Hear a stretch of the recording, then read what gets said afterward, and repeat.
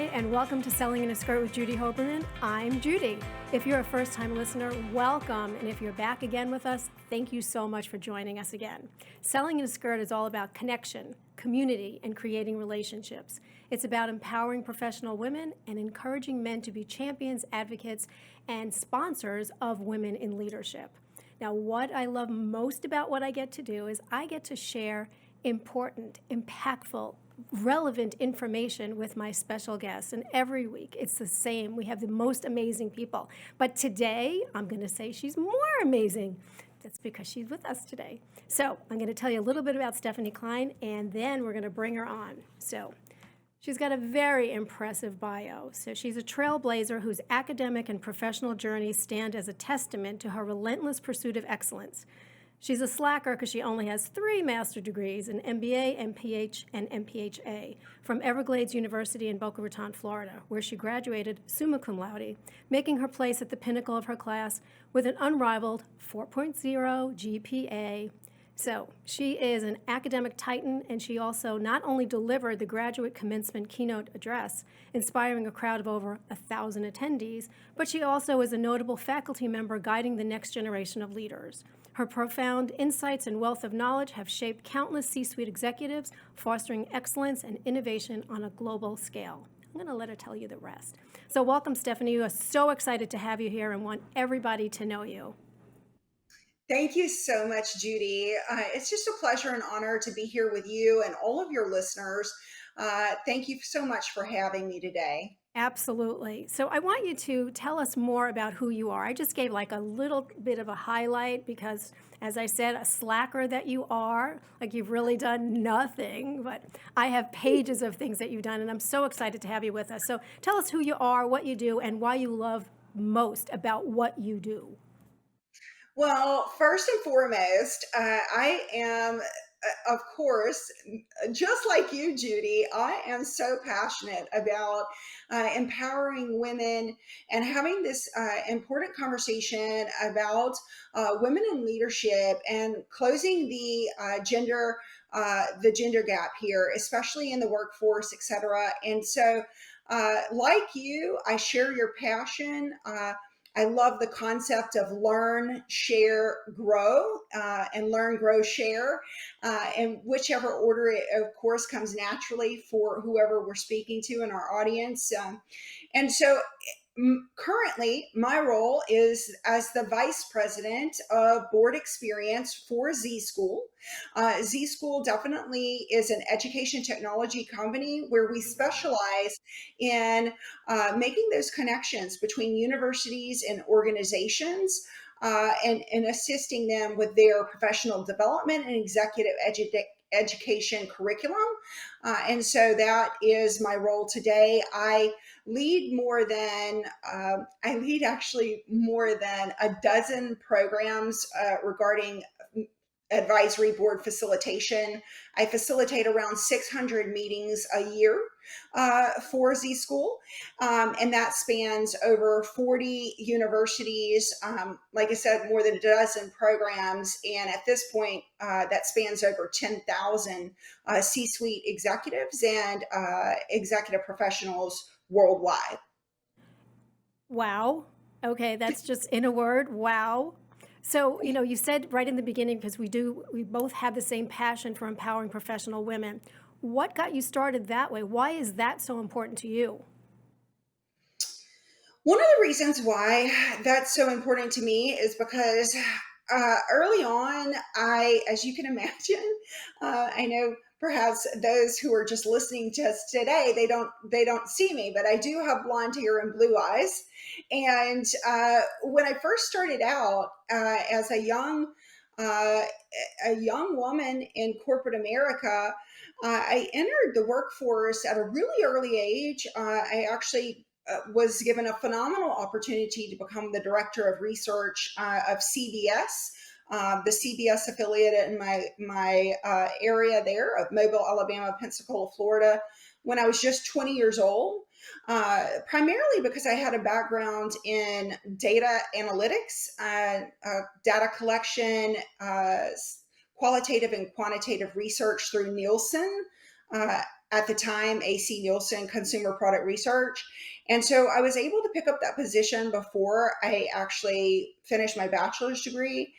And from from that time, Judy, I realized that perhaps the way I looked, and because of my age, I really wasn't being taken super seriously. Understand that. Unfortunately, a lot of us, most of us, have been in that position in one way or another, and you do with it what you can. You try to make sure that you show people that you are intelligent and that you do know your stuff. I always said, if you know your stuff when people ask you questions, there's nothing they can do about it. And that's just it. And when I first started out, I was in sales. And so the only thing you're judged on in sales is our numbers. So when my numbers were going like this, all of a sudden they were taking me seriously. So it's hard. It's hard, but look where you are now. And I think that's a testament to the blonde hair, the blue eyes, and the brain. Exactly. Well, thank you so much for that, Judy. I really appreciate it. The fact is that is why one of the reasons why I am so passionate about supporting women, especially in the workforce, and women who want to pursue leadership roles, is because I am really in a position to support other women, perhaps more so than what I had available to me back in the year 2000. So you're considered a trailblazer like many of us, and that's what it is. You're paving the way for the future. So with that said, as we are ending the year, because when we blink, it'll be 2024, we know that. What do you anticipate as some of the biggest advancements for women in leadership coming up? I do feel like because there's going to be such a focus on human centric workforces, really moving in that direction, we're going to see more of an emphasis on emotional intelligence and empathy, and compassion in the workplace. And I do tend to think that women, overall, do absolutely have some strengths in this area. It's not to say that it's necessarily a generalization. I don't like to generalize. However, what I would say is that there are many women who do have strengths in this area, and for those of us who do, I do believe there are going to be plenty of opportunities for us, for sure. Well, you and I were reading an article called Five Business Trends That Will Influence the Workforce in 2024. And there were some specific trends that they said will change the way that we do business. So I'm going to give you, we'll go through them because I think they're really important. And some of them are more important or some of them are more common. But the first one that they talked about was what you just said, the human-centric work. And it's not just about the profits. Now, I always said that instead of talking about B2B or B2C, we should talk about H to H, human to human, because most people don't do that. What kind of business? B2B, B2C. Now, how about people? Because it's a people business. So it's funny how it's now a trend instead of being a norm. So what are your thoughts about that? Well, I definitely think going forward in 2024, we are going to see some major shifts. There's going to be a lot of room made. There's so many initiatives, Judy, that are really gaining traction around, not only in the United States, but around the world. And some of those are, for example, the Women on Boards initiative. So even though the Women on Boards initiative, like that particular law in California, didn't, of course, make it past the Supreme Court, however, if you look at the statistics around that, you'll see that California is actually leading the United States in ensuring that they are leading by example and making sure that there is women represented on corporate boards, even though it actually isn't a law. So just the number of women who are on corporate boards in California has actually increased just since that law was proposed, and a lot of people are getting behind that. So I do feel like we will continue to see a great push towards making sure that there's more women and diverse persons represented on corporate boards as we move forward into 2024 through 2030, for sure. It's interesting that you said that because when the law was first proposed, I had put out a post on LinkedIn and I said, look at it, isn't this interesting that now, you have to have 25% of the board has to be female, blah, blah, blah, blah, blah. And everybody was, talking about it and commenting. And 99% of the comments were positive, except for one. And the comment that wasn't, the person said to me, so what you're saying to me is you'd rather have unqualified women than qualified men. And I said, first of all, if you knew me, you would know that's not me. Second of all, I would never put anybody in a position where they're going to fail. I just think that this is one way to start the conversation. So he and I went back and forth, and then I just said, whatever. But the truth of the matter is, it's not about putting people on just because they're women. They have to be prepared. They have to be qualified, right? Absolutely.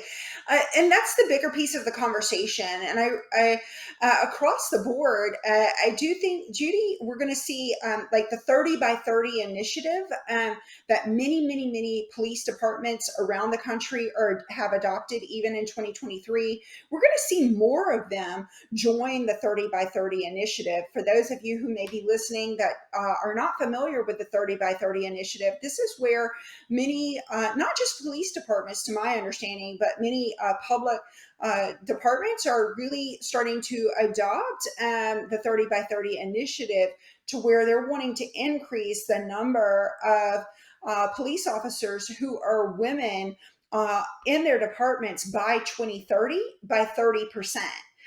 So basically making sure at least 30% of their departments are women in those departments. And so I think this is another initiative that is gaining a lot of traction and will continue to gain a lot of traction as we move forward to 2030.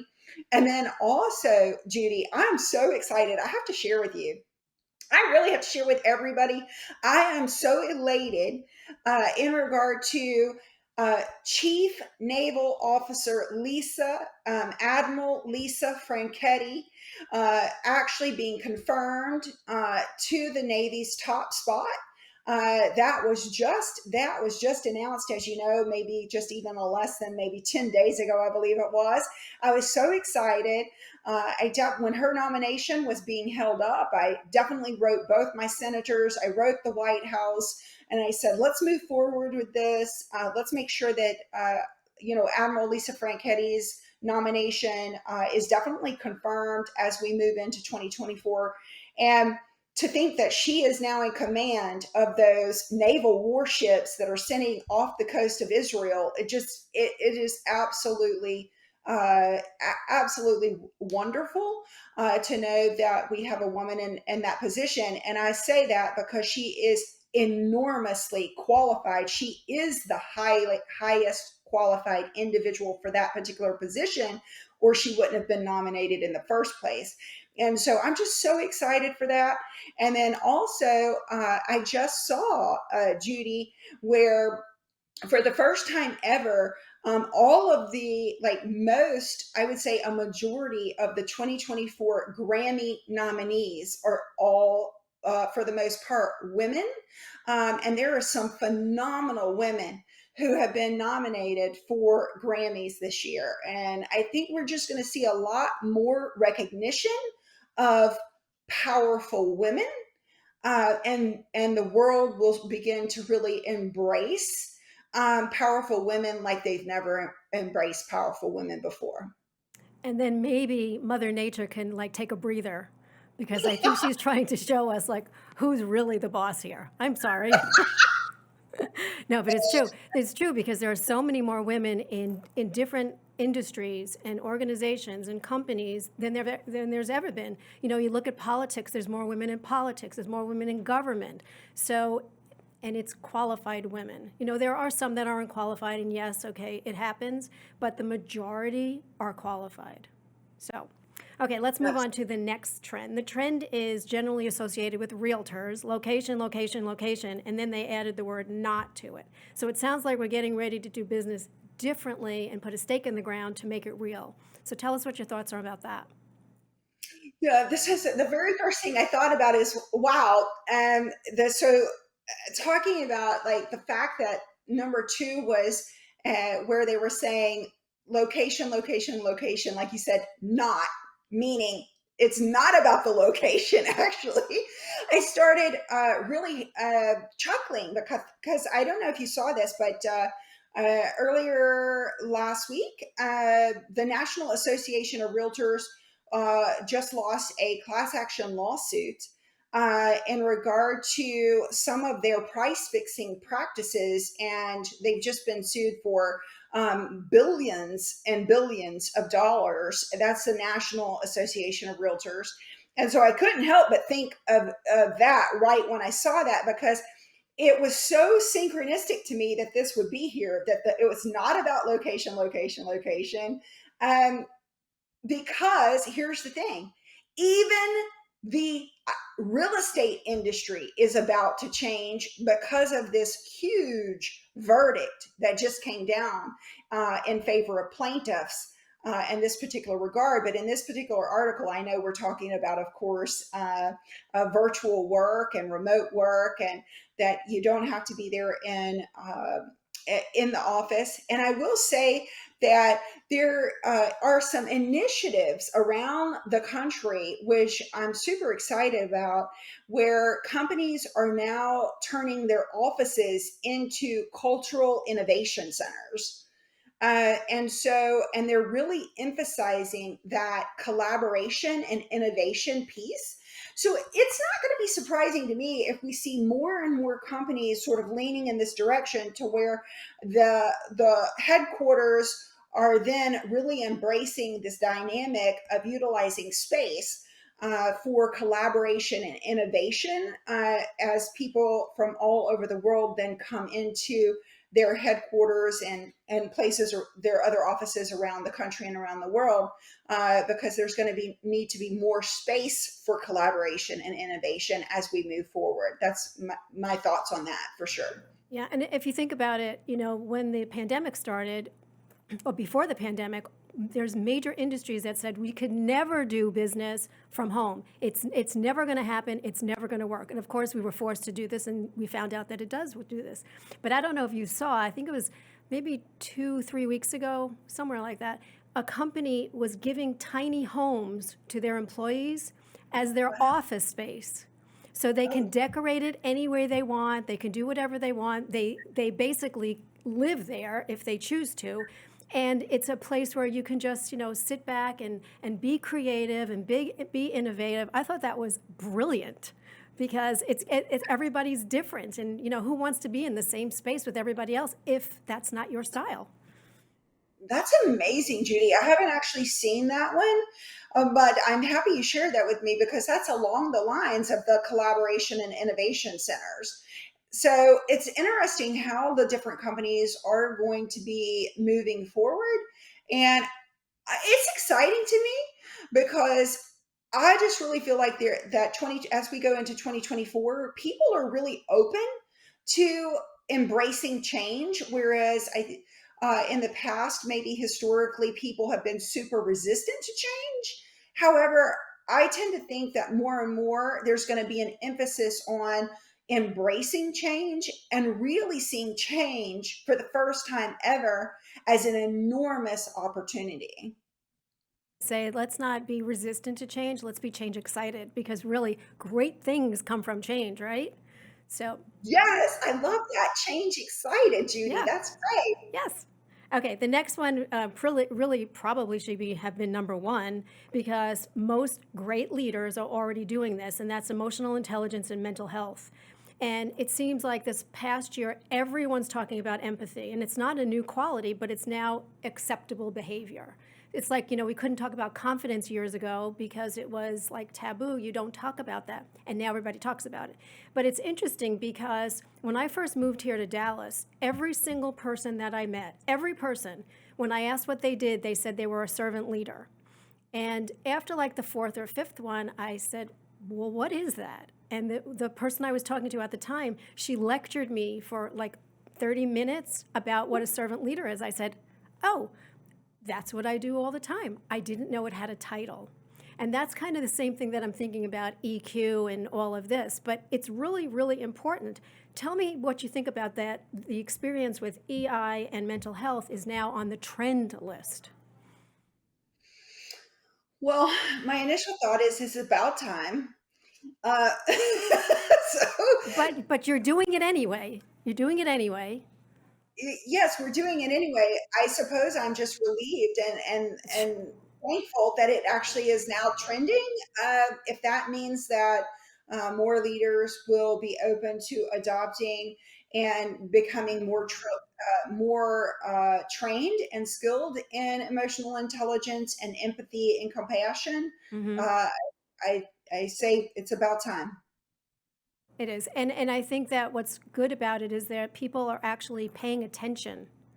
And, when somebody says, I really need to take a mental health day, it's not because they want to go shopping, it's because they really need to just disengage.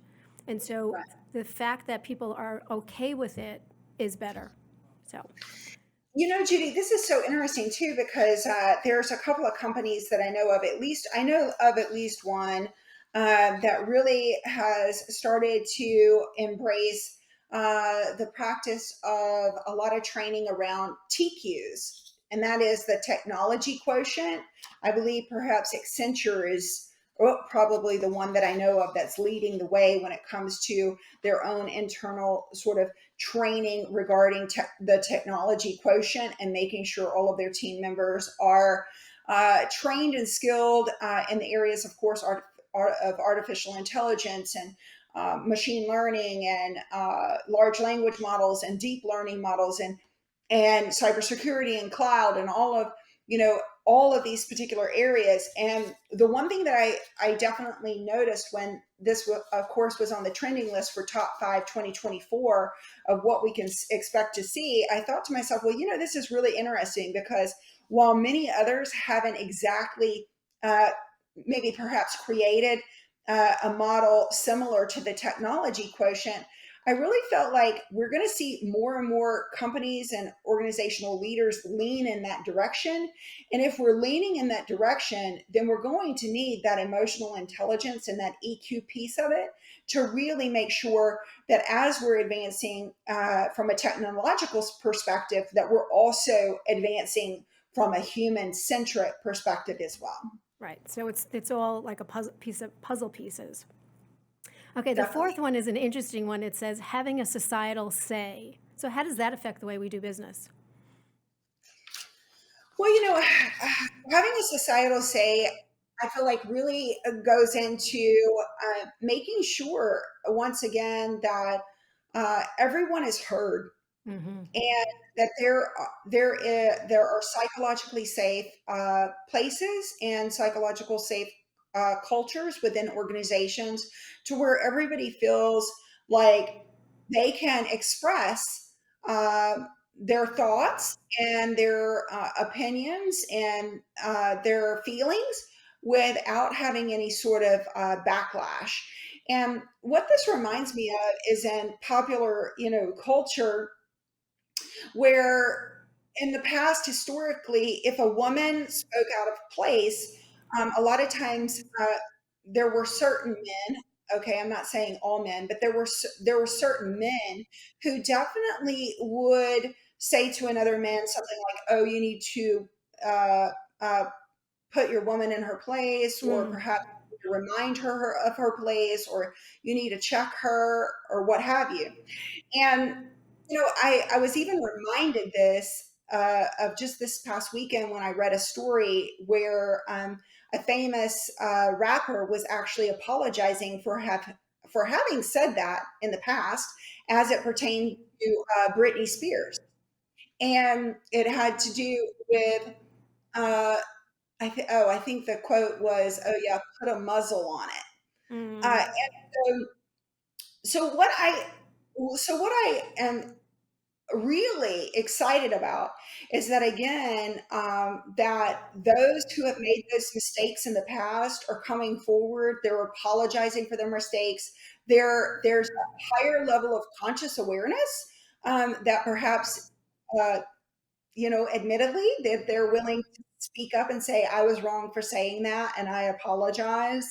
And and maybe overall, oh, it would be really wonderful to see if more and more people were really respectful of all persons, um, and really making a space for them. Well, we are in the gratitude month, and we are also, it's World Kindness Day. So maybe if you can't find a kind person, become one. How is that? I mean, that just, let's Yes, respect each other. Yeah. Which, absolutely. yeah, which brings us to the last one of the article, which is diversity and inclusion in the workplace. It's another very important part for companies.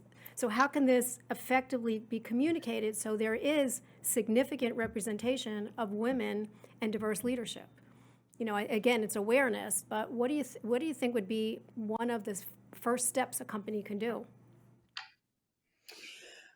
Well, I would probably appeal to them using the data, because that seems to work Yeah. quite well. It seems to be quite persuasive when the data actually backs this up. And so I would approach the subject from a data perspective, really making sure that all of our women in leadership positions, our HR leaders, et cetera, definitely are speaking into the data points that actually support the fact that companies who do embrace more inclusive environments and a more diverse workforce are absolutely growing at a much higher rate, and they are also proven to be more generating more revenue and also more profitable.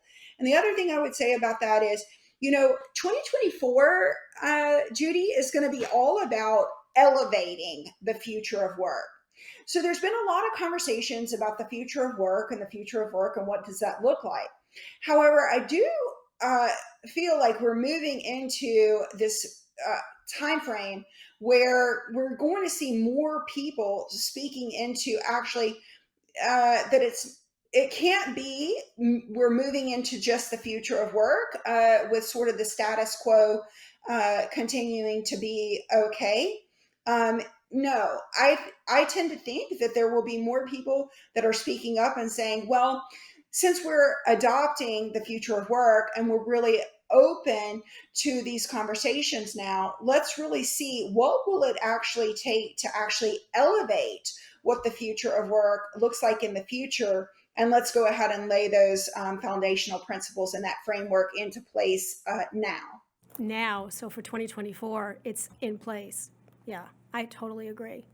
Okay, one of my favorite and most interesting topics to talk about is the lonely leader. And many powerful women in leadership have shared, especially when I'm talking to them, and doing surveys, that they do feel alone when they get to that certain level. They're not sure who to talk to. They're not sure who they can, trust. They're not sure about who has an agenda, who doesn't have an agenda. All of those things. Do you think that, number one, that the lonely leader is possibly going to change in 2024 because there's so many new initiatives coming in?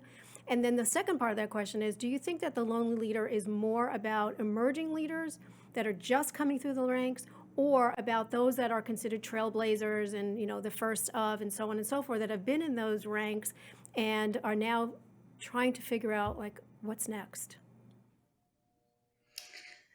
Yeah, it's interesting. It's hard for me to say, probably, Judy, to really have. I don't know that I have a full grasp on which one would be sort of more in need in regard to the lonely leader component of things. I can speak into the fact that I have seen Chief do extraordinary work in the area of making sure chief executive officers, women specifically, are really making sure that they have their counterparts to Mm-hmm. really cover important subject matter with in a psychologically safe environment. They Chief as an organization has seemed to do has, from what it looks like to me, they seem to be doing a really great job with that particular part of the conversation. Also, within the Women in Leadership program, of which you're an advisor and an instructor for, I would also say we've had phenomenal results with our emerging leaders and our aspiring leaders, really matching them with mentors in our future of mentoring framework. And I do know we do have a great testimonial from Delia Montesinos. And she works with, she is an emerging leader. She's in her very first position as an emerging leader within county government. And she definitely said that the future of mentoring program that we offer definitely not only helped increase her confidence, but she did feel like within that framework of that mentoring framework that we offer through the Women in Leadership program, that she was able to have those important conversations because she was feeling perhaps while she didn't use the word lonely, she didn't use that word, right? But I feel like she did express that she was not as confident in that first role, and I do think she was definitely so grateful, so happy to be connected with someone that she could feel like she could have those conversations with. Her mentor is an amazing lady, also in the Women in Leadership program as an advisor and an instructor and a mentor, and her name is Valerie Cummings Swope. And I was just blown away at the results of that particular program and what kind of results are coming from it. So, Well, I think that there's two different ways of being the lonely leader. The emerging leaders are now all of a sudden not part of them anymore, and they're by themselves. And these were their friends, and now not. And I think the ones that have been there for a while, they already know what it's like and what it is to be the first and what it is to be the trailblazer. So I think they're equally lonely. But one of the things, I don't know if you've ever heard the statistic, 65% of all women who have been mentored become mentors. And that is a cycle that we absolutely positively have to continue, because that is so valuable. Mentorship is so powerful, both for the mentor and the mentee. So I love that. Now, you, as a very successful woman in leadership, what do you believe is your most important quality that defines you as a great leader? so for me, I would have to say that it's really my relational and transformational leadership style. I'm a trust based leader. And so I really come from a place of being enormously encouraging and really inspirational from a point of view of really making sure the entire team knows that I believe in them, and perhaps most importantly, I'm actively listening, and every day I'm asking, what can I do to help you become even more successful? What support can I provide you? What resources can I provide you? What do you need in order to really just make sure that you're hitting on all cylinders and that you're a superstar? And as long as I'm providing, really listening and providing them what they are requesting, they have told me over and over again that they really appreciate my support, and that I am someone that they feel like they could come to, and that I would be open to whatever it is that they are feeling like they need in order to do their jobs even better. So, Well, I can tell you from personal experience that when we were all on the advisory board meeting on Zoom or Teams or whatever it was, I remember thinking, I've got to talk to her. That's all I kept thinking. I have to talk to you, I have to talk to her. And when then you said, if anybody wants to have a one-on-one in between your 600 meetings, and I thought, wow. And you did it right away. Right away. There was no questions asked. There was no, you didn't have to fill out a questionnaire of why you wanted to have a conversation. And to me, the generosity of your time was more important than anything else. I mean, yes, you're brilliant. Yes, you had so many great things to say. I took, pages of notes. but it was the generosity of your time. And I think that that's a huge, important, and valuable quality of a great leader. So that's what I think. Thank you so much, Judy. Thank you so much for that. Just the affirmation and the confirmation on that. Uh, I have always been generous of spirit uh, because I suppose I've always appreciated when others have been generous of spirit with me. It's a cycle. It's that cycle, and that's what it is. Well, Stephanie, this has been amazing, and we could talk for another 12 hours, I'm sure. But where can our listeners learn more about you and connect with you? Because I know there's going to be other women and men that are going to want to hear more about what you have to say. Oh, thank you so much, Judy. Everyone can connect on LinkedIn. It's at Stephene Klein, and my name is spelled a little bit uniquely.